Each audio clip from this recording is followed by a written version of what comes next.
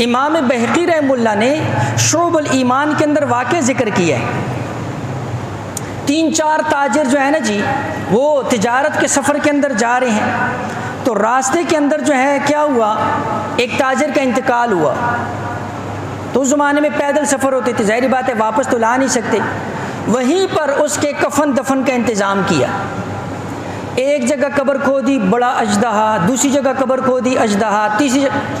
حضرت عبداللہ ابن عباس رضی اللہ تعالیٰ عنہ ان سے مسئلہ پوچھا کہ حضرت کیا کریں، 3 جگہ قبر کھودی، تینوں میں اژدہا. فرمایا بس اس کو ایک قبر کے اندر دفن کر دو.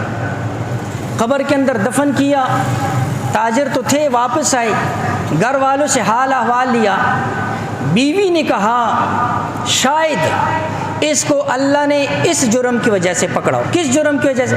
فرمایا یہ غلے کا تاجر تھا، اور جب یہ غلہ خریدتا تھا تو بوریوں کے اندر سے بہترین غلہ نکال لیتا تھا، اس کو اپنے استعمال میں یا مہنگے داموں بیچنے کے لیے، اور اس غلے کے اندر بھوسا اور گندا غلہ ملا کر پھر آگے کیا کرتا تھا، فروخت کیا کرتا تھا.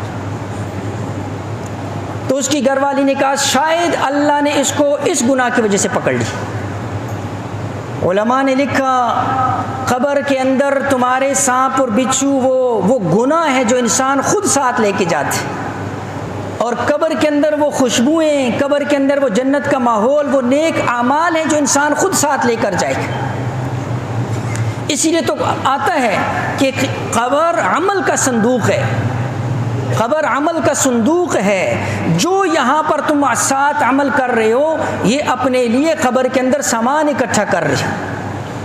یہ باہر سے نہیں آتے وہ سانپ اور بچھو، یہ تو وہ اعمال ہے جو انسان خود ساتھ لے کر جاتے. اس لیے یہ خیانت جو ہے یہ بڑی سخت چیز ہے.